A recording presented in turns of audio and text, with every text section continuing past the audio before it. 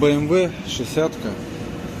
Вот, у нее такое повреждение, царапина по всему борту, темный цвет. На темном цвете устраняется это легче всего.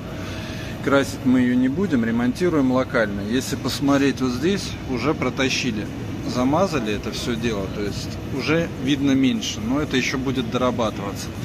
Делается это вот такой вот приблудой специальной и потом расшлифовывается кубиком вот таким. Краска густая используется, абразив 1500.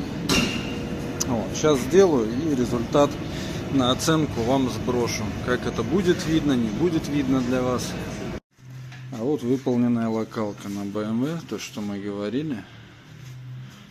Вот они, две двери, которые были до этого с царапиной.